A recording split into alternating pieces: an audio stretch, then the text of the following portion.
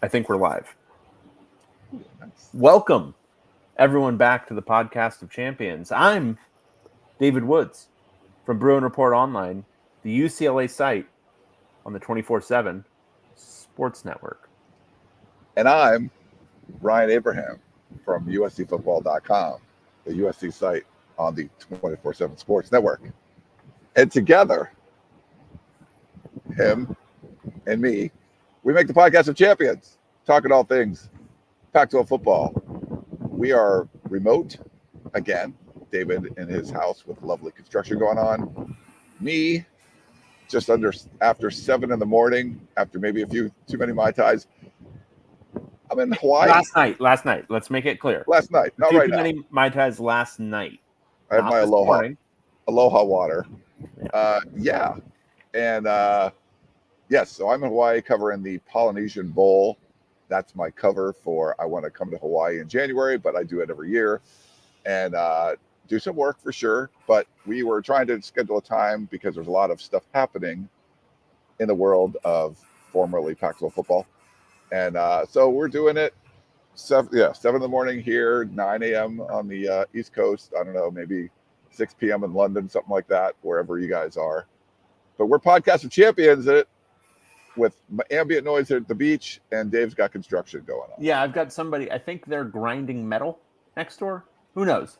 Loco Moco, let's discuss it. Disgusting. Agreed? Yeah, we talked about this before. It's fun to say. I think I've ordered it once, and it's not great. But yeah, it's you know how like some things are like better than the sum of their parts, right? Like you're like, oh, you put an egg on a burger and suddenly it's like a whole new world, right? Yeah. Loco Moco is not that. It is either exactly the sum of its parts or a little bit less. Like you will like every single part of it a little bit less after you've eaten it. I've eaten well here. I'm a big plate lunch guy when you get different barbecue. Yep. It's so good with the mac salad. I was at the North Shore. I'm on Oahu, so we're staying at Waikiki right now. But one day for practices, they go up to the North Shore because there's the Polynesian Cultural Center up there. And man, Giovanni's, the shrimp truck, is so good. Like I got the scampi, garlic shrimp, rice, mac salad with the very sugary drinks that what are those? Like the guava, strawberry, whatever drinks. Like that's like my favorite time. And then I went to Ted's Bakery, which is famous bakery up on the North Shore. So if you take Kamehameha Highway, like kind of all around the island, it's great. If you come to Oahu and you only stay in Honolulu, check out the North Shore. It's a lot of fun. You're doing it wrong. Did you go to? Have you been to the Dole Plantation? I think on the Big Island, isn't that? No. Is there one here? Yeah, it's up on the highway. If you go in the middle of the island, it's right there. Okay, I don't know if I've done that. Maybe I'll have to check it out. Also, have you gotten any shaved ice? No, I haven't done that yet. Wow, that seems like your thing. Shaved ice is fine. It's like a snow cone, you know. No, it's not. Like the really like there's a couple on in Waikiki that are like they got like the ice cream in the middle. Yeah, that's good. Yeah, you got to get that. I do like that. I've had ramen, the udon place. Brandon Huffman put me onto this udon place. So me, Brandon, Biggins, and his family, Greg Biggins' family, were here. So there's an udon place right down the street from here, not Kasubi or something, but man, it's really, you wait in line for like half an hour to get in there, but it's like legit. That's tremendous. We're a Pac-12 podcast though. We are. Sort of. And if you want to get a hold of us, you can email us, pac12podcast@gmail.com. You can call or text us at 424-532-0678. Won't be able to do any voicemails today because we are remote, but tweet us at Pac12 Podcast. And we love the reviews over on Apple Podcasts. If you want to leave us a 5-star review there, that would be amazeballs. But I don't know if we have any new ones, David. We have precisely, at last count, 0 new ones. Oh, did you add that up? Carry the 2? Yeah, I was doing some quick math in my head. Little long division. And end result was everyone here is a worthless human being who has provided us with 0 new 5-star reviews. Hey, why Ooh, don't what you does get that some? look like? That looks really weird. It's Yeah, like a tunnel-y thing. yeah. You can see only Look at all single the thing look your at all beard. like the finger wrinkles. Yeah, you got a bunch. I don't know if I can Yeah. do that. We need a background for you, dude. At your house, you do enough of these. Like set up your basement so it's like a mini studio. Basement. What state do we live in, Ryan? Just It a looks like a basement basement here? because you got the window up high. It looks like you're in a basement. No, it's just an old ass house. It's an old ass house that, like, if we tried to do anything to it, we would have to redo the entire thing to get any of that permitted because, like, all the windows are wrong. Like, they're all like fire hazards. It's great. Oh, yeah. That doesn't seem like it's a legal bedroom from where you're. I don't know. No, certainly not. Certainly Okay, not. but maybe we could every time you come to the studio, it's always a USC background because it's a television studio. But It's my lot in life. I've accepted it. Actually, I don't want it to change. I think it adds a little something when but I'm. in your you could have, when you do UCLA stuff No. there, you could. This feels very on brand to me. Okay. I like this like curtain here. Doing this at an angle where I am actually like my head's in front of the corner of the room, Yes. having a TV in the background, having a variety of little closet like cabinets. You got That the feels built-ins all behind you. yeah. It feels all very, very on brand. It does. Well, we got I don't have the button, but if you want to do it, I'm hitting the button. Breaking news. What? That's not what it does. Can you remember what it does? I don't remember what that. No, I don't. Yeah, I don't remember either. Yeah, lots of lots of shit has happened.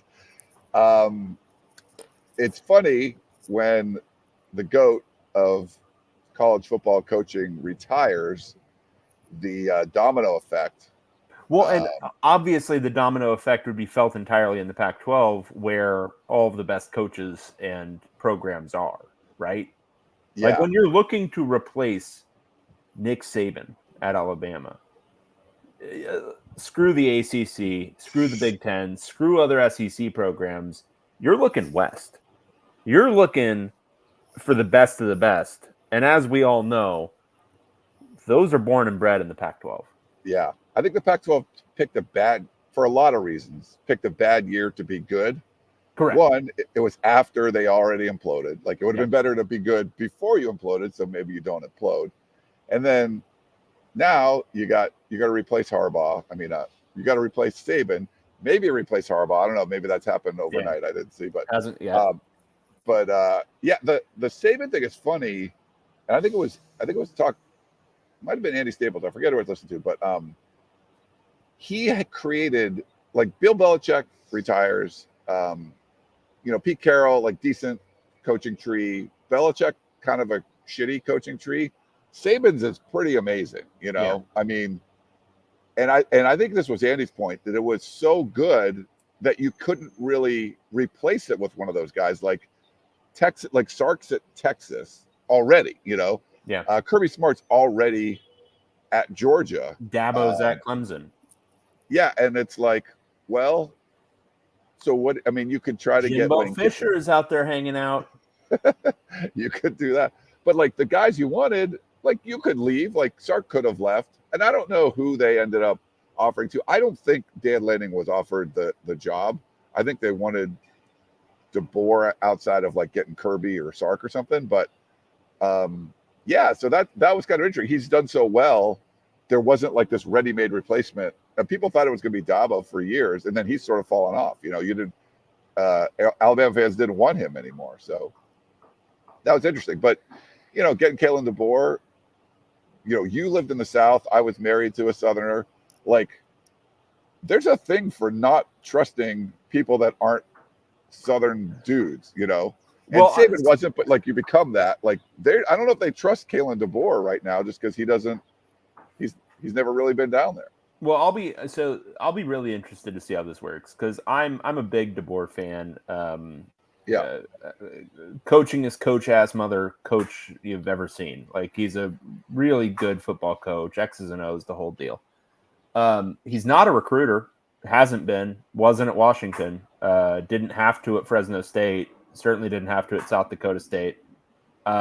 He's a kind of an OKG guy, our kind of guys, build the program up, that sort of thing. And that, sure as shit, is not Alabama. No. Alabama, so here's the thing. If you take away Nick Saban, Alabama is, like, throw away all the expectations part of it. It's a very, very, very good job, but it is worse than Georgia. It is worse than LSU. It's probably worse than Florida in the SEC from, like, a recruiting angle, from, like, what you can build just from your own backyard. Like, Alabama doesn't need to recruit, quote unquote, nationally, but it does need to recruit outside of its immediate footprint. And you need to be aggressive, and you need to be up there with all of the, like, insane people at Georgia, all the insane people, and not even just those, but, like, all the insane people at Ole Miss. Like, there's no fundamental difference between, like, the state of Mississippi and the state of Alabama. Like, It's just tradition. they're just the same thing. It's just Alabama is, it's got that mental gear where it's, no, we are Alabama. We're going to pay whatever. We're going to do whatever. We're going to cheat when cheating was still a thing. And now we're going to pay whatever to get talent in here.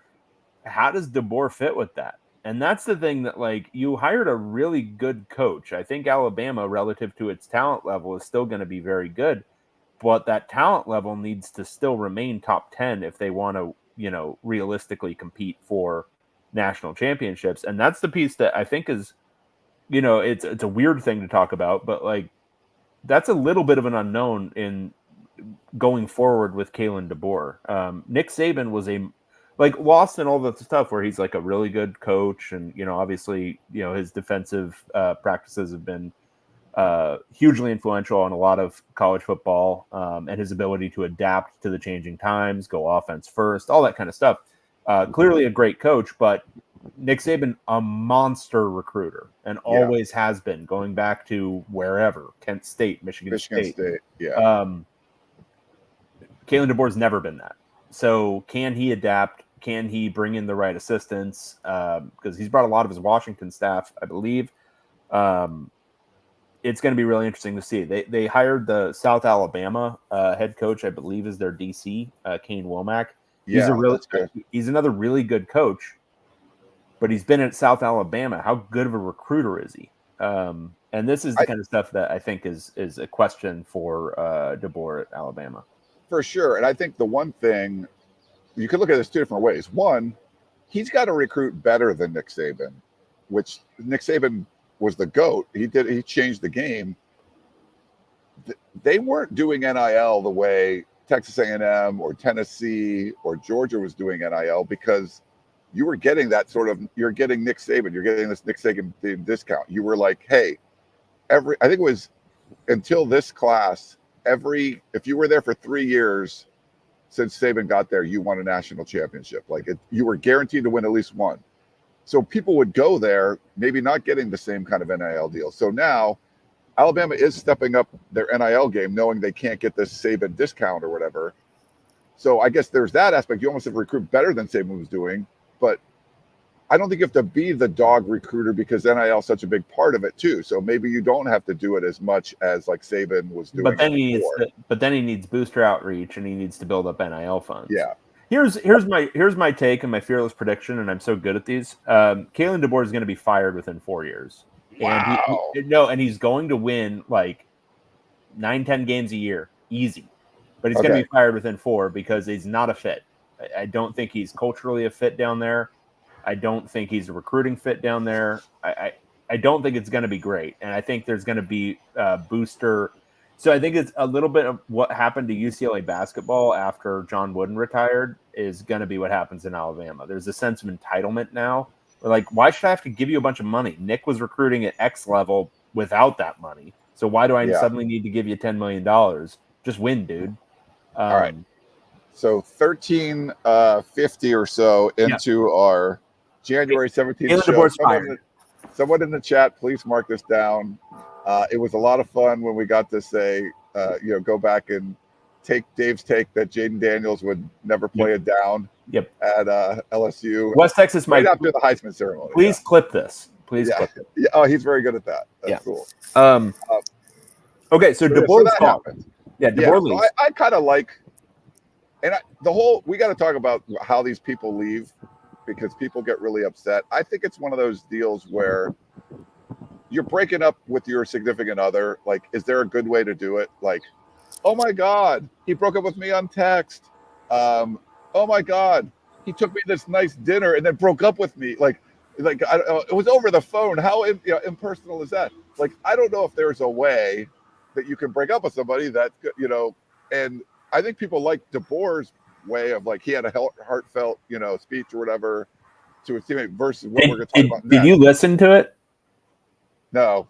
It's, I mean, it literally, like, there's no, like, if you see the transcript, there's like no coherent sentence said. It's just a lot of, it's a word salad. when you, and like talking in like the second person, and like when you get an opportunity, it's hard, you're forced to, but gosh, you don't want, and just like hemming and hawing, and it's like, I don't know. I actually preferred the next guy's departure, where it lasted, I think, about 2.5 minutes, and he's like, "Yep, best of luck to y'all. See you later." Amy in the chat says she's an expert at breaking things off. So I don't know. Like, maybe I'm not very good at that stuff. Are you good at that or not? Really? No. And Kalen DeBoer, I would figure, like, just ghost. Like, just like, don't ever say anything to anybody. Sorry, I'm gone. I started over here now. See ya. Kind of hard to do when you're very famous. But yeah, so DeBoer leaves. Obviously, for Washington fans, that was a bit of a whirlwind week. Lose the national title game, and then within a couple of days, DeBoer bounces, and then you hire a new coach very quickly. Yeah, and from our former, so I don't know if you guys know this, but we used to cover these teams that were geographically close to each other, right, on the West Coast. They were part of something called a conference, Pacific Coast Conference of sorts. We put a number after it, how many teams there are, and it varied over time. But at that point in time, it was 12. Yeah, and Arizona was one of those teams, along with Washington. Now we're down to 2, but whatever. But back then we had 12. I don't know if you remember those days, David. Arizona, Washington, same conference, would play each other. Arizona almost beat Washington this year. So they have a coach, been there 3 years. First year only wins 1 game. Third year wins 10. Goes 10-3, win the Alamo Bowl, and Washington went out and poached him. What I don't understand, and this is the part that I don't get, is there were other coaches with the similar number of similar amount of Pac-12 experience who'd won far more conference games in the last 3 years. I can think of one for a team I cover that Washington certainly should have looked at. I mean, offensive mind,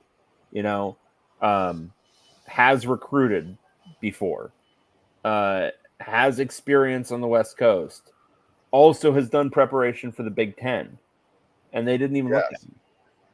That's just sad to hear. It's sad to hear a poorly run search like that. You've missed, I think, a trolling opportunity, because I think there's a stat you left out whenever you're like, when a job opens, like it could be, it says Arizona State needs a nighttime janitor, and Dave will tweet like, have you considered in a Chip Kelly, but do you know what Chip Kelly's record is against teams that coached in this year's national championship game? That's right, baby. That's right. First of all, I was only thinking about Kalen DeBoer. He's 1-0 against Kalen DeBoer, right? Right.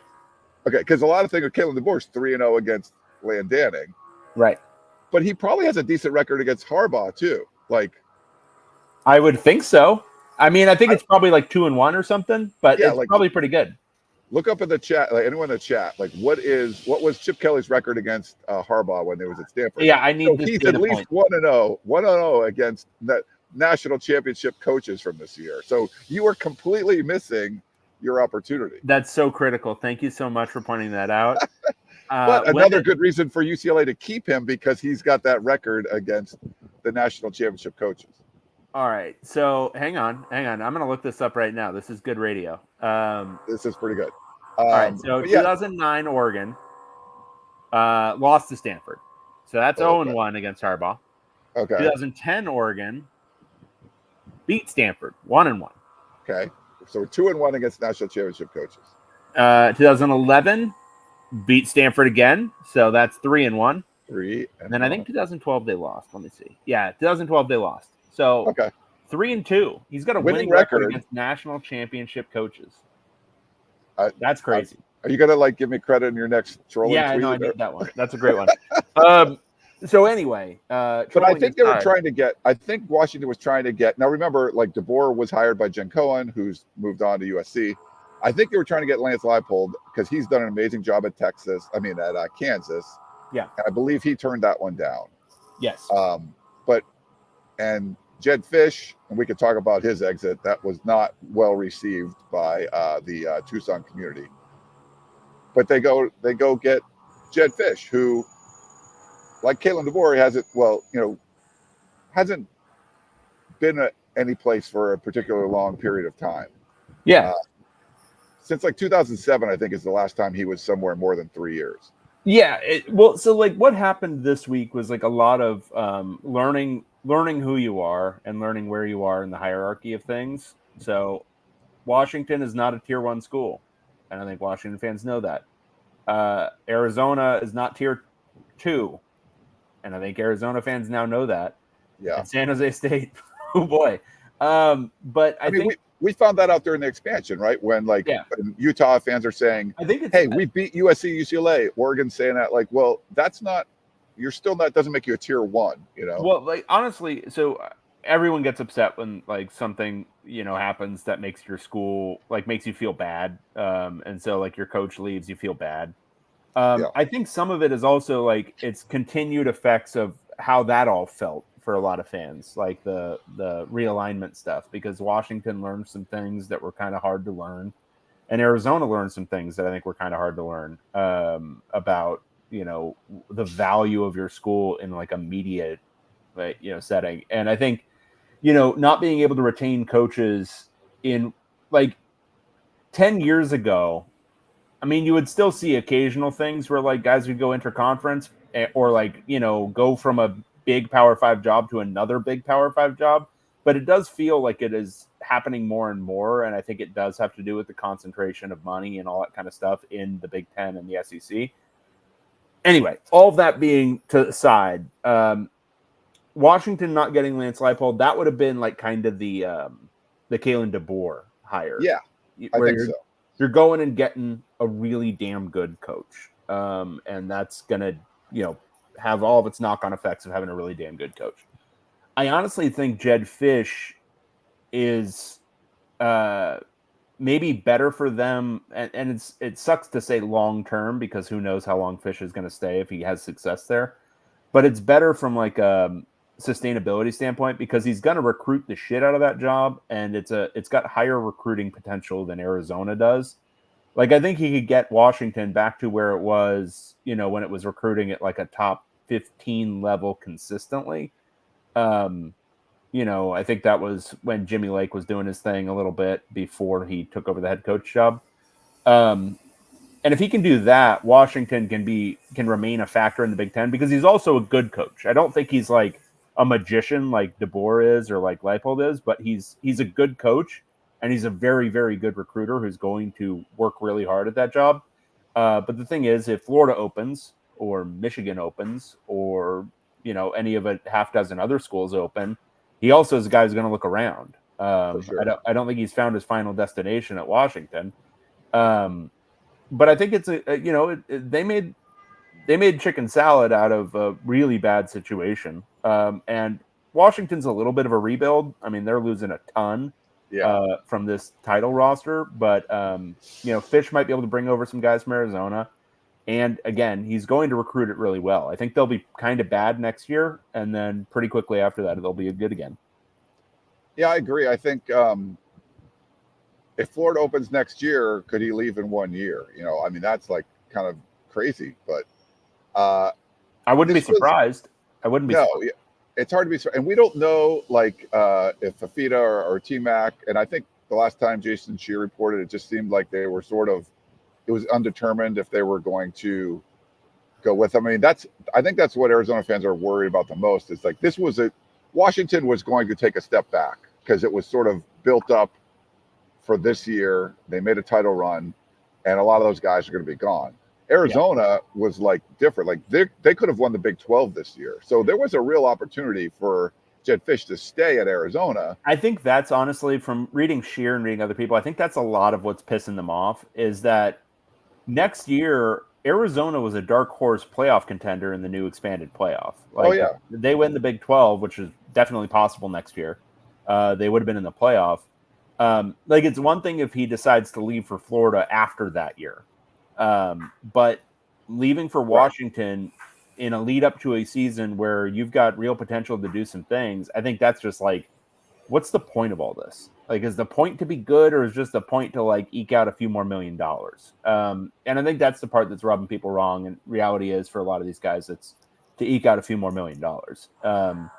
So I think that's, that's embittering. I think here's the thing. I think Arizona fans have got to be hopeful that like guys return, but we've seen this movie before a lot of times, and head coaches do inspire a lot of loyalty from guys. And as we've seen, I think we saw it with Lincoln Riley departing for USC and various other instances over the years. Sometimes kids will want to massage, fan bases and egos a little bit more, but oftentimes they use that 30-day window, and then within 10 or 15 days of it opening, they decide they're going to transfer as well.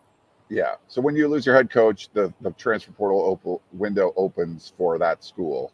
So it opens for Arizona. I think that's what a lot of the big, a lot of the concern is that we'll get into who Arizona hired. But I think some of the stuff, though, like, you could say Washington isn't tier one, but they're like, I think Alabama is just in a different tier.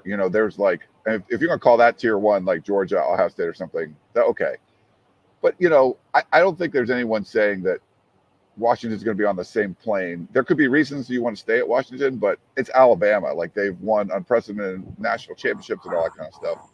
And then with, Arizona going to Washington, like, I mean, there's definitely like a hierarchical step up there. I think the weird ones were earlier when you had Notre Dame's coach leave for LSU or Oklahoma's leave for USC. Those are more kind of situational things where those are schools you think are on the same tier. So I think if Oklahoma fans were really, really butthurt because they were like, hey, they're not better than us, and it's again, it's like a situational thing. Like, those are both blue bloody programs. We just haven't seen blue blood and blue blood crime like that before. Notre Dame to LSU, though, was a step up. Notre Dame hasn't won anything of consequence in, I don't know, forever. And the recruiting base is, try to recruit a bunch of Catholics nationally, but that's about it. LSU, you can build the national title roster literally in your backyard. And our lead up coach, Nick Saban, proved that. So I think that one made sense. Oklahoma to USC, I mean, that one, there might have been extenuating circumstances. Who really knows? But yeah, I mean, the thing is, I think Washington's a very good job. I think it's proven over the last 10 years that you can win big there because two coaches have won and gotten to a playoff there. Kalen DeBoer and Chris Peterson. I think those are two very specific types of coaches. And I think Leipold would have fit that mold to a T. But you can win there. I think the thing with Alabama, Ohio State, Michigan, Georgia, that upper echelon of jobs is it's hard not to win there. It's hard to screw that up. It's hard to not go to a playoff. Washington, you got to work for it.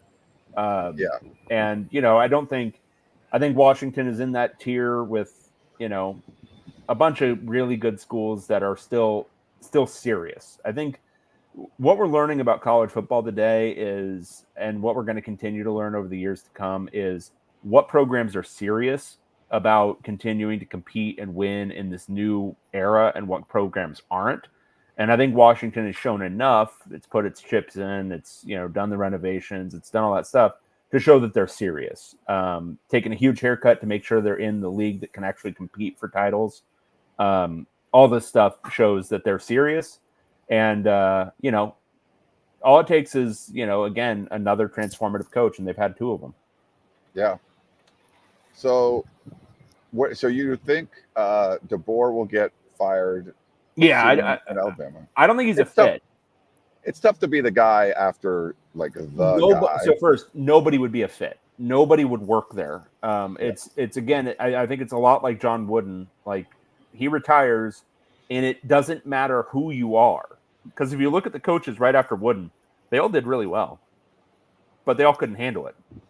And it's the expectations are going to be so out of whack.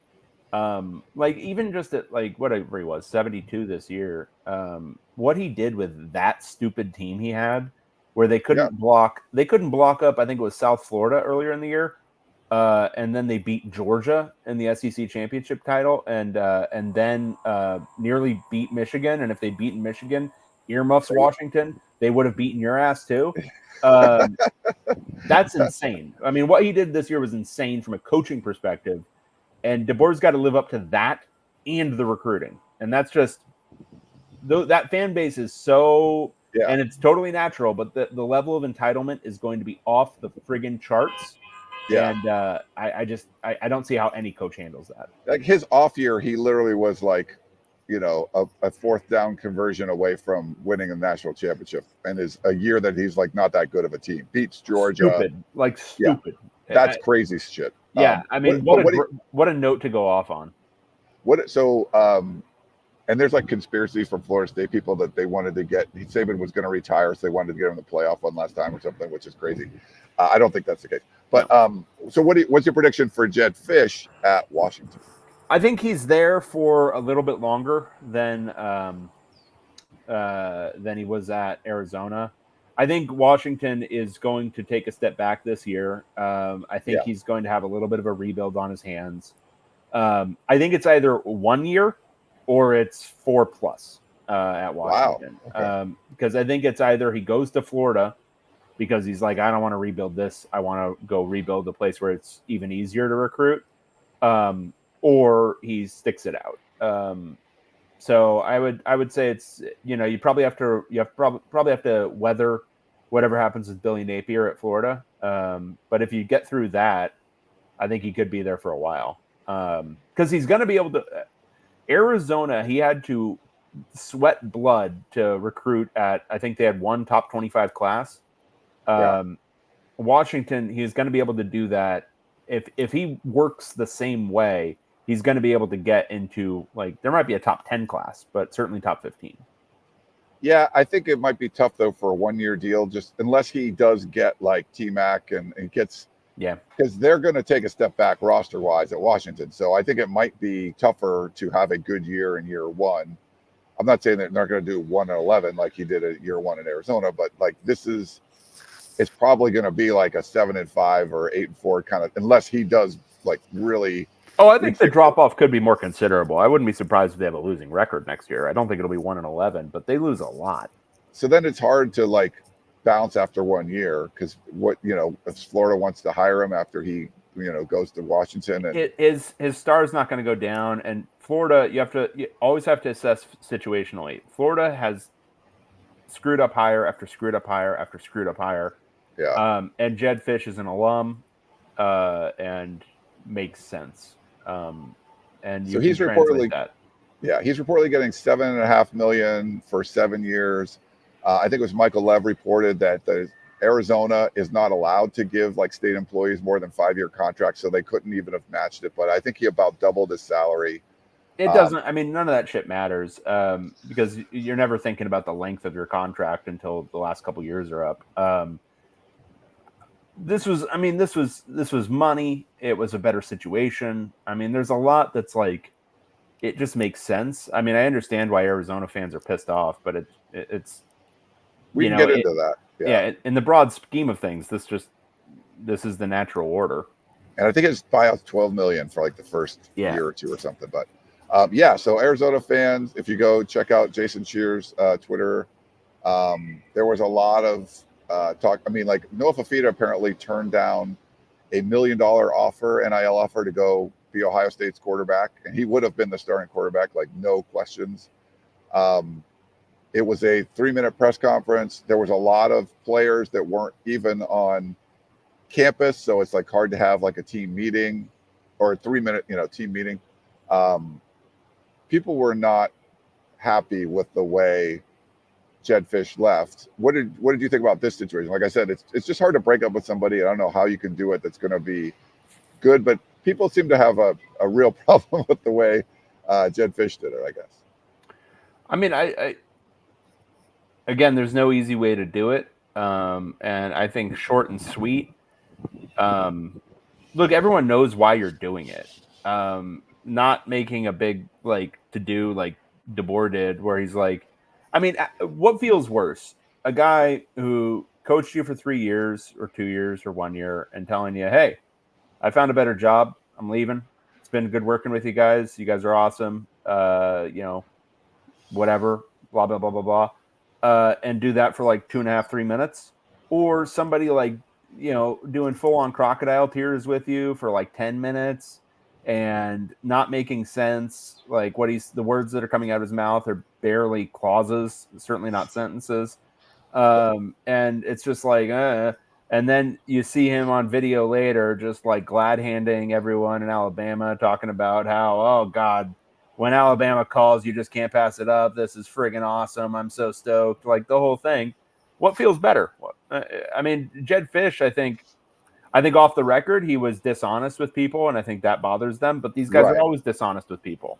They always are. There was a lot of lying, apparently, with Fisch going on. Like, even like the morning of and things. Like, I think that, lying to the athletic director, like a lot of that kind of stuff. The athletic director was apparently stuck in Washington Pullman State or something. Yeah.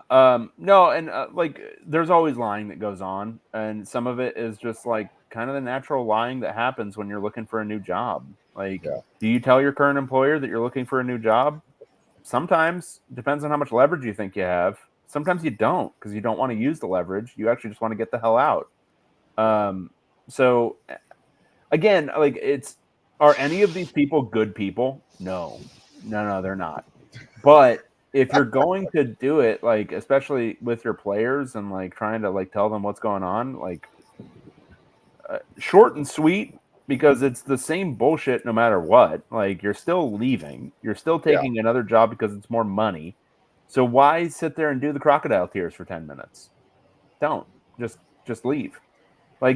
Send him a note. Doesn't really matter. You don't need to talk to him. The only reason to talk to him is to start recruiting him for your new school. That's the only reason.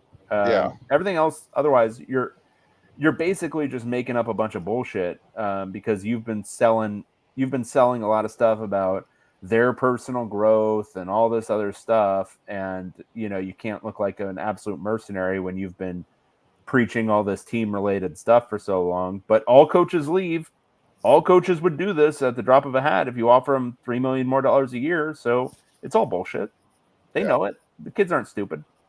So Arizona turns around fairly quickly. And apparently, I was reading what Jason Scheer was saying. Johnny Nansen was a real candidate, someone that they interviewed. He ends up, he took the coach DC job at Texas, but he could have been the head coach there. I think Scheer said Brendan Carroll was interviewed, but it didn't seem like that was. No, it sounded like Brendan Carroll didn't think he was getting it from the jump. Yeah. But that, Justin Wilcox got an interview. Justin Wilcox was interviewed, which seems a little nutty, but that man must know where all the bodies are buried. It's stunning how he gets interviewed. Cal's in this bad financial situation, right? And they got to go to the ACC and everything. But Arizona had that $250 million accounting error that they're, Yeah. So, but they get $5 million of it back from Jedd's buyout. But whatever. And Brennan is someone that his name is so messed up.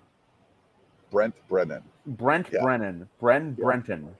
Brent Brenton. If you remember, they couldn't practice. Similar to what Stanford did during the COVID year. They couldn't practice and still had a great year. I think they won the Mountain West, I believe, that year. What do you think? We have him change his first name to Bill. Bill Brennan. I like that better. Yeah. Yeah. Brent Brennan. We can do whatever we want. That sucks so bad. That's the worst name I've ever heard. But What were his parents thinking? I don't know. Oh, But he's this child, light of my life, I'm going to name him Brent Brennan. I'm going to make his name hurt to say. He's a former GA at Arizona, coached under Dick Tomey. There was, ties there. Like, this makes a lot of sense. I think. You know what doesn't make sense? His name. What? It doesn't make any sense. Can we get off his name? It's such a stupid name. I can't handle this. How about Burnt? How about Burt Brennan? Burt Brennan. That's hard too. Or I like Burnt Burton. That's pretty nice. Billy Bob Brennan. Yeah, Bob Brennan. That's a football coach. I've probably seen a Bob Brennan coach a Mountain West school. Tony says, Brock. You're not putting any comments up on the screen, by the way. You're slacking on your job there. Yeah. Brock's good. Go say that to Brent Brennan during his press conference. I will do it. But how do you name your kid that? You know your last name when you're naming your kid, right? I think you're aware. Oh, my last name is Brennan. Let's name my kid something very similar to Brennan. How about Brennan? Brennan's also a first name. What's wrong with you? Yeah, if you had a son and named him Woodrow, that wouldn't make much sense. Woodrow Woods. What's going on? Yeah. Why would you do that to your child? So you're panning the hire because of his name. Yes. Perfect. When you're naming the kid, when you're naming your kid, you're thinking first, how does this fit with the last name? Is it a good first name? First, let's just start. I'm sorry, earmuffs anybody who's named Brent. Not a good name. It's just not. It's just like a noise. It's Brent. So that's first. Second, you got to match. I wouldn't name my kid exactly Woodrow Woods. No. You wouldn't name your kid Abraham, or I don't know, your daughter Abby Abraham. You wouldn't do that to her. No. So what are we doing here? I don't know. This is what I want to know. I was going to say we could talk about him as a coach or his name, and Dave chose his name. His name's stupid. It's a bad name. It's a really, really bad name. Jedd Fisch. There's a lot of good jokes about it because of the Southern California DJ Jedd the Fish, but it's a fine name. It's weird, Jedd with 2 D's. What the fuck? And Kalen DeBoer, that sounds like somebody who came out of the misty north to sack the Roman Empire. He's Kalen the Boar. That's awesome. We love that. Brent Brennan. You're gonna have to go into battle with Brent Brennan. Brent Brennan is leading us into battle. Brent Brennan. Some guy named the castle with Brent Brennan. Brenton. Yes, he does coach football. Oh man, and he will go from the Mountain West to the Big 12 with Arizona. He's a mediocrity. I mean, he's a mediocrity. This was not a good hire, I don't think. Really? I think it was quote unquote the obvious hire. I think it gives you some continuity. He's not going anywhere, but he's not very good. And I think that's going to be borne out. But he's fine. I mean, you're not going to be Kevin Sumlin, but it's not a good hire. Jedd Fisch raised the upside because he could recruit the hell out of it. I don't think anybody knows how Brent Brennan is going to recruit, but if parents think the same thing about him that I do, they're going to be like, how can I trust a guy whose parents dealt him that kind of card? So I don't know. I don't know how he's going to recruit. I think you need to recruit the hell out of that if you're going to be a conventional offense guy. Going back to my whole thing about Ken Niumatalolo, that's the other way to go if you're Arizona and recruiting hard. Is he going to be Jedd Fisch? Is he going to recruit at that level? And if he isn't, then I don't see that working. Jim Choi in the chat says if he keeps all his players, he'll have success. And I think that's I think retention is job one for him. So for Jedd Fisch in Washington, it's sort of acquisition is job one. For Brennan, it's a pretty good situation if you can keep a bunch of those guys. Retention is going to be job one there. But I think he's a good coach. Like, I think there's potential to be good there, and there's potential for him to stay if he does have success. Like, it's just like, hey, I'm cool at this. This is a cool job for me. I got ties, to the program. Barring something, like, I don't think Jonathan Smith leaves Oregon State unless,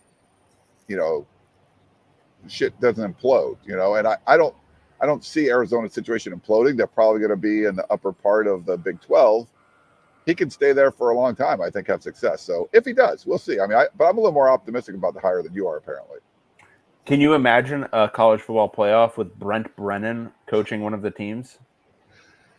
This is very on brand for us. That, like, Dave doesn't like to hire because his name sucks. His name does suck. It fails the name test in a lot of ways. Yeah. Can you say it easily? Like, if you are interviewing him after a conference title game, can you say, hey, I'm here with Brent Brennan, like you're a sideline reporter? No, it's hard. It's difficult. If you were like on local news or something, they would change your name. Yeah, fair. No, you would be, you're going to go by Bert now. You're Bert Brennan. Yeah, not Brennan. It'd be like Bert, and then something like whimsical, like it'd be like Bert Skyline with Action News. Let's call him Bert November. We do get to pick what we want to call him because we call people by different names. Yeah, I mean, I liked Burton, but it's still hard to say. I mean, we can go with like a Bert November, Bert Cactus. Bobby Brennan. No, you don't want whatever that, we want to do. Whatever we want to do. We'll come up. Yeah. Yeah. So Arizona has a new coach as well. I'm not a big fan of the hire, not just because his name sucks, but also because I don't know how proven he is as a recruiter. Obviously, San Jose State is San Jose State, and he had one really good year, which was the COVID year, where we've since learned all data from the COVID year should be thrown away. Michigan was terrible. Zach Wilson's time with the Jets should be the firm indication that nothing from that COVID year matters. Yeah. Michigan was terrible during COVID. Stanford was good, and San Jose State was good. Yeah, there was a lot that didn't make sense. Colorado under Carl Durrell was good. Remember that? Yep. So I think I would say it's a real unknown. And I think I was higher on the Jedd Fisch hire. But two new coaches in the former Pac-12, and now San Jose State will get a chance to hire somebody from, I would imagine, the FCS level. It seems like this is a real, like, you just go up a level with every hire here. And then if Harbaugh goes, so that's, that was all the domino of Saban. If Harbaugh goes, they're probably going to internal hire thing, but he might stay. I don't know. We'll see. Jim brings up that I do know that Brennan is a fellow alum of Westwood. This just shows you my impartiality, okay? Because I'm willing to clown on this guy's name despite the fact that he is a Bruin, and he was a receiver for the Bruins in the mid-'90s. I'm still – this is the impartiality you've come to expect from me. I will clown on your name no matter where you attended school, okay? Brent Brennan. Nice. Stupid-ass name. Cool. Well, Mike has a great point. The parents of recruits will spend the entire time asking Brent why he was named Brent Brennan. Sideline reporters will opt not to talk to him because his name is Brent Brennan. It's fair. All right. What else we got? Anything else? I think that's about it. Like will the carousel keep going? I don't think it will, like Harbaugh. But I did find it funny, the differences in like NFL coaching hiring and in college, where college is, we're not going to talk. We're not telling anyone, we're flying people on jets. And the NFL announces like, hey, we're the Chargers. We just interviewed Jim Harbaugh today. Like, how different is that? Like, it's pretty funny that they make these announcements of who they're like interviewing. That's a new thing, right? They weren't doing this before. No, but I think it was more I think there's more openness for sure. But they're not like if you're going to poach an NFL coach, like there has to be like a trade. Like their contracts actually mean things in the NFL, so it's like very different than college. I would like to see a little bit more transparency at college. I don't know why it's like this big deal that every time you hire someone, that was the only guy we interviewed, and that was the only one that offered the job.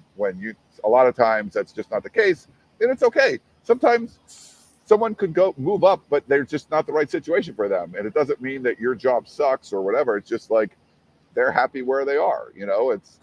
That's not realistic. You need it for recruiting. You need to. It's part of the confidence boost these guys get at the beginning. Yeah, I don't know, but it's kind of funny. Yeah, it is funny. It's very funny. Yeah. I gotta You gotta go soon. Well, okay. No, we can do a few questions and stuff. I think we only have like 2. Really? I think so. Well, you want to take a break? No, right. I don't. At the end of the show, it's going to be like 4 minutes after this. Whatever. Who needs a break? I'm just gonna I'm gonna full on stick the ads in like the middle of like just you talking. Do you hate when podcasts do that? I hate that. No, I don't. If you're listening to a podcast and I have to do it on the broadcast often. You do? Yeah. All right, well, just do that. Stick them in the middle somewhere. Yeah, I'm gonna stick them in the middle. Nice. Sorry for the bad listening experience. Blame Ryan. All right, we got when Ryan doesn't do work. Okay, hold on. I think we have this text message. I believe, dear Dave, I'm sorry to ask this, but are the Bruins in danger of grinching the devolving Cronin situation? Now, I don't know exactly what this means. Because a Grinch is where you keep a guy who's like an underling who sucks because he's like a good drinking buddy of yours, right? Like that's what Grinching is. I think but that's not Cronin's situation. No, Cronin's situation is that like he brought in 8 new guys this off season, and he's losing his mind coaching them. And that's not ideal. But I mean, it's a rebuild. It was going to be a rebuild. The big thing is to prevent it from being a lost year, and to only do that, you got to develop your guys. So, what I would just like is for him to stop calling him stupid in post-game press conferences. Okay. So this one from Thomas, I looked at it, and I think it's literally from months ago, but somehow it just got sent now. Oh, okay. So we don't need this then. No. It's very long. Yeah. Next is Clark in Washington. How was your week? 7 days ago, I was golfing with my buddies in Houston, drinking and laughing, full of optimism that my Huskies could take down Michigan. The next day, I watched them fall as the offense finally sputtered. After enduring several hours of delays in the airport as I made my way back to the Northwest, I had just begun to work through a few stages of grief before seeing the news that Saban had retired. I knew DeBoer would be a candidate, but surely someone with Southern ties would get the job. You know the rest. Washington State and Oregon State definitely had a worse time in August, but have you ever seen a more dramatic change in emotion and optimism than what UW fans just went through? From the doorstep of the most difficult championship run in sports to losing what may be a generational coach and half the roster. Please be kind, Clark in Washington. It's funny. It's like, is this Clark Griswold? Like, I think this is his last name, Clark. That's pretty funny. But it's not funny, your situation. There's a sense of, I don't know if it's irony, but to have the success Washington had, especially against your rival, beating, DeBoer beating, Landanning 3 times in 2 years. When this first opens up, I think a lot of Washington fans were kind of jumping on there was that rumor that Landanning was in Tuscaloosa. That wasn't true. He turns that into, and Jimmy Sexton, the master manipulator behind all this, represents all these guys that got raises because of Saban getting fired. That feels like it should be illegal. It completely, he totally manipulated everything. But to be fair, Washington fans were like, yeah, it sucks to lose the national championship, but you got this great coach, amazing season, beat your rival, send them, they could have went to the playoff, you sent them home. Now you're kind of jumping on them that they're going to lose their coach again. And then it reversed, just even the last, from now where we're talking 72, just the last week, it seems like a whole season of college football happened. Like how different things were a week ago to today, or a week and a half ago, whatever it is. It's kind of crazy. So you feel bad, but I think Washington fans were ready to crush Oregon fans if they lost Leon Danning. Yeah, I think you're right. Alex has a couple. Oh, okay. If my email from last week still didn't go through, I had 2 questions. 1, how will the survivor pool work next year? Great question. I'm going to direct it to Matthew. Yes, he's a Stanford guy. He'll figure it out. He'll figure it all out for us. And 2, what is the optimal strategy for craps? Glad you asked, Alex. The optimal strategy for craps is to play the pass line and then to play come bets if you want to continue playing beyond that, because come bets are basically an extra pass line bet. Pass line bets are the best odds. However, let's be real. If you can find a standard craps table and you want to play the best odds, the optimal strategy is to actually play don't pass and don't come. Ooh. But that's boo. We don't do that. We play pass line. We play come bets. Now, how aggressive you are with come bets basically determines your upside potential, but also your downside potential. You can lose all your money very quickly if you just keep playing the come bets. However, if there's a hot roller, you can make thousands of dollars even at a $5 minimum table very quickly. This has been your moment of gambling advice. Yeah. Unfortunately, come bets, I agree. I would typically do 2 come bets, but I like the strategy of doing more, because if you do 2 come bets, you basically have 3 numbers covered, and then inevitably that one of those other numbers just keeps coming up. And if you would have played more, you would have got more money there. So I do like it. Yeah. The good thing about a come bet is also you get paid out on an 11, and you also get paid out on a 7 if those come up, which is a nice little reward if you don't have too many come bets out there. But it's also a devastating thing if you've got like 4 numbers or 5 numbers already covered. Yeah. That's the crushing part is, and now it's, if you're on the strip, like $25 tables seem to be the minimum. Like it's tough to find like a $10 or $15 table, which means say if it's a $25 table. It's not that tough. It's just Ryan stays at, frou casinos. Yeah. You can find $15 pretty easily still. But okay, so $15 table. Yeah. Which that's more reasonable on the strip now. It's sometimes hard to find. That's not a $15 bet. It's a $45 bet because you have to put double the odds behind. This is true. But also, so you can do max odds, which is, like 5x on the 6 or the 8, 4x, so on and so forth. Do half odds. Like do whatever you would do odds wise if you were doing $5 bets or $10 bets, depending on what kind of minimum you're working with. And that way you'll minimize your losses while pretending like it's a $5 table, even if you are having to pay $10 or $15 per the actual bet. So you can do your odds less. You get paid better on the odds though. So if you want to maximize your ability to win, you want to maximize the odds. If you've got a huge bankroll, go max everything. Yeah. Go crazy. Go dumb, go stupid, go apeshit. Yeah. But if you're a normal person, not like Ryan, not like somebody who I used to play craps a lot more, but it's hard to sit at a $25 table knowing that the swings are bad. It's really bad. Like if you just get a rough, you're like $500 in and one bad roller sometimes. You're like, okay, that was not what Here's the real solution for everyone. Don't go to Vegas, go to Laughlin. Go to the Edgewater Casino where you can still find $5 craps. You can do downtown craps, I think. You can find some $5, but it's still mostly 10 there. Yeah. So, all right. I think we're degenerates. We're degenerates. All right. We got one more, right? I think Jared. Yeah. Hey guys, Husky fan here. I want to thank you for the great coverage of the season and quickly reflect on the season from a Washington fan's perspective.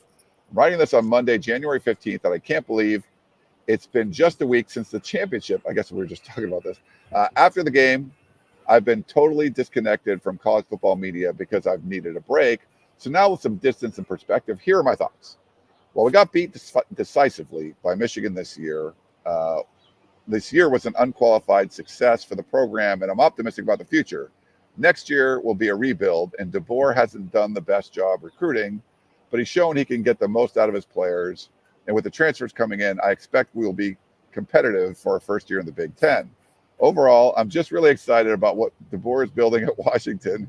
And he seems like the type of loyal, player-centric coach that I could see staying at Washington until he retires, like Peterson before him. While I was disappointed that he never addressed the rape allegations against running back Tybo Rogers and let him continue playing, at least he handled it better than Fisch did. The situation with JDL, Fisch did the situation with JDL. Yikes, imagine having that idiot as your coach. Anyway, thanks again for the great coverage this year, and go Dogs, Jared. Well done. Very good email. Yeah, sorry. Not great. But Jedd Fisch is a good coach. He's just kind of a dumbass. But, yeah, they're all dumbasses. Here's the thing. Don't have any loyalty to coaches. They're all dumbasses. Appreciate your players. They're the ones who actually do the things that make you go, yay, on Saturdays. Coaches are dumb. Yes, some of them are transformative and great. They're also all evil, cretinous human beings who you wouldn't piss on if they were on fire. Always remember that. Good point. All right. Well, I think that'll wrap it up for us, right? I think that's it. Are you going to wrap us up, or am I wrapping us up? I think I'm going to wrap it up. I got to go. Well, it's starting to clear up a little bit. You should hit the pool. Go in the pool. I have to. No, we have to leave for practice in about. Why are you doing this? I go film players that have signed with USC and put it on the internet. No, they don't care. Your fans don't care. No, they don't. They comment on it. This is just a write-off of a Hawaiian vacation, right? I mean, that's definitely part of that. But I'm working the whole time I'm here. I'm going to practice every day. Yeah, but why do that? Like, you should work one day, maybe two, and then the rest of the time just hang out. I could potentially skip practice today. Yeah. But I'm going to go to practice. I just do my work, David. No. That's what I do. Nah, that's stupid. Don't do that. There's content up on the site from, my stay here. Is and there? I'm doing this. There is. Go look. I'm looking. I mean, all I see is like a Carter story. Yeah, watch 2024 Polynesian Bowl USC signees Day 2 practice highlights. Yeah. This has 5 comments on your site. There you go. See? That's value, baby. And 2 of them in that thread are from you. True. And nobody cares about recruiting. Not even USC fans. Yeah. You don't care, Mark. Stop it. You don't care. Tony says Ryan's going surfing. I'm not. Look, I'm trying to persuade Ryan to go have fun, and you guys are all trying to make him think that he needs to go work. I'm having fun, but I just thought, Mark loves watching your vids. I closed down Duke's last. I've never done that. You've never closed down a bar before? Not Duke's at Waikiki, and it was really windy and rainy here yesterday. For the North Shore drive. I was filming and sometimes the wind was blowing. The pads were blowing around the field. We were up at Kahuku High School. And I do love the shrimp trucks though. Who doesn't love a shrimp truck? No manscaping in Hawaii, sorry. Mark is really genuine about loving your vids. Thanks, Mark. Appreciate it. He's upset with me that I am denigrating your vid production. That's okay. I don't mind. Vid sounds dirty. Vid sounds bad. It does. I'm gonna Huffins drive me to practice, Ben. So I will. I've had drinks with him right in this pool area many times. He always stays here. Huff has his thing. He stays here. I stay here sometimes, but I booked it this time. So after practice, sometimes we come here, do a little work. I'm just jealous. That's all this is. I'm jealous. You should be here. Why didn't you come? Because I have responsibilities. Biggins, Blair brought his 2-year-old. He brought his 2-year-old? Yeah, his wife's here. So. See, my kids are too old. Bringing them to something like this would you got to pull them out of school and all that shit. Sucks. Yeah. Cool. All right. Well, that's going to wrap things up. Is it? You guys, it is. We're going to go bye-bye. Okay. From El Segundo, Hawaii. I'm Ryan Abraham, and that is David Woods. Hope you guys enjoyed the show, and we will talk to you next time. Bye.